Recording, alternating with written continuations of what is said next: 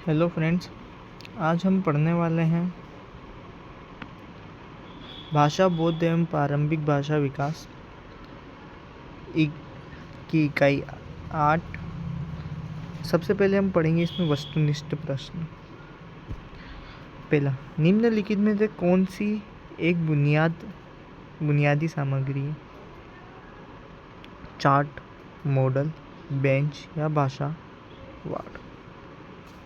इसका आंसर है bench. TLM का विस्तार है। टीएलएम का विस्तार होता है टीचर लर्निंग मटेरियल। क्या होता है? Teacher learning material. तो इसका सही आंसर हो जाएगा सी। सीखने वाली की भूमिका नगण्य किस में होती है? टीचिंग एड में। प्राथमिक शाला के कक्ष की सुंदरता क्या होती है? प्राथमिक शाला में खेलते कूदते छोटे बच्चे ही मिलेंगे आपको, खेलते और चहकते बच्चे। कौन सी एक मौखिक सामग्री नहीं है? रेडियो से आप सुनते हैं, मौखिक है। सीडी प्लेयर मौखिक है। फिल्म प्रोजेक्टर मौखिक है। इसका आंसर क्या है? पाठ्य पुस्तक। इस इकाई में लघु उत्तरीय का क्वेश्चन है जो महत्वपूर्ण हो जाते हैं, वो है पाठ्य पुस्तक की उपयोगिता एवं उद्देश्य बताइए। ये क्वेश्चन बनता है इस इकाई में से 2 क्वेश्चन जिनके आने का चांसेस है। पहला क्वेश्चन है पाठ्य पुस्तक की उपयोगिता एवं उद्देश्य बताइए।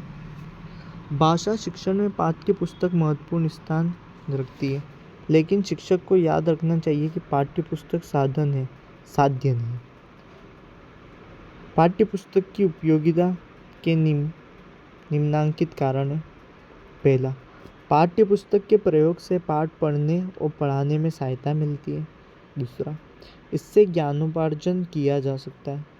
तीसरा, संपूर्ण कक्षा को एक साथ पढ़ने के लिए पाठ्य पुस्तक उपयोगी होती है। इससे समय और शक्ति का अपव्यय नहीं होता है। भाषा पर अधिकार प्राप्त करने के लिए पाठ्य पुस्तक आवश्यक होती है। पाठ्य पुस्तक मतलब आपकी जो बुक्स होती है।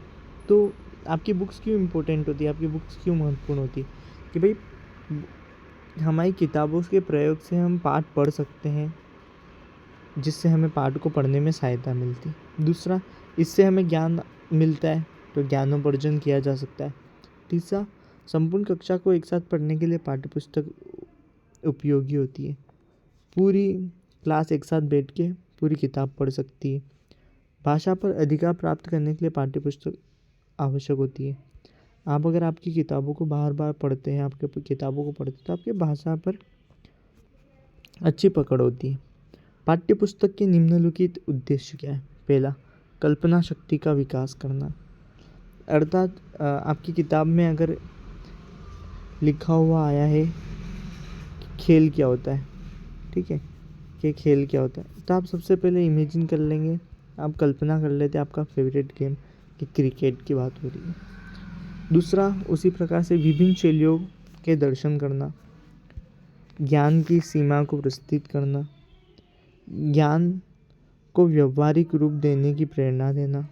पांचवा, स्वाध्याय प्रति रुचि जागृत करना, अच्छे बुरे एवं सत्य असत्य का विवेक पैदा करना। अर्थात जितनी किताबें पढ़ेंगे आपको पता पड़ेगा कि अच्छा क्या है, बुरा क्या है, सत्य क्या है, असत्य क्या है।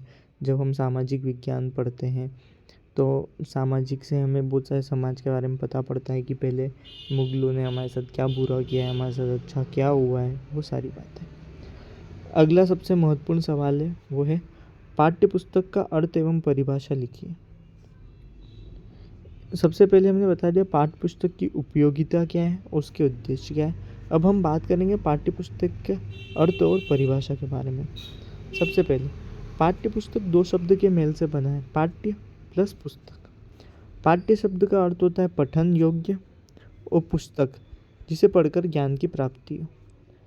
पाठ्य पुस्तक 2 शब्दों से मिलकर बना है, पाठ्य और पुस्तक से। तो पाठ्य से आप क्या समझते हैं? पठन करना, और योग्य मतलब पुस्तक जिसे पढ़कर ज्ञान की प्राप्ति होती है।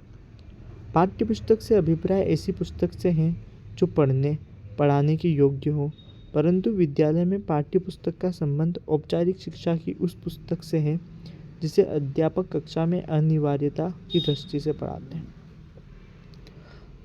अब इसमें हेरोलिकर ने पाठ्यपुस्तक की क्या परिभाषा दी है, ओल्केस्टर के अनुसार पाठ्यपुस्तक क्या होती है, एल.जे. लेविस के अनुसार क्या होती है, ये सारी चीज़ें जो आप एक बार स्क्रीनशॉट लेके पढ़ लेना। और ये हमारी इकाई 8वीं भी कंप्लीट हो जाती है पाठ्यपुस्तक वाली। अब हम बची हुई हमारी 3 इकाई हो रहे, उनके बारे में भी उनके भी महत्वपूर्ण सवाल आते हैं जो आपके MP DLED में हेल्पफुल रहेंगे। Okay, thank you. और ज़्यादा से ज़्यादा आप चैनल को सब्सक्राइब करें। Thank you.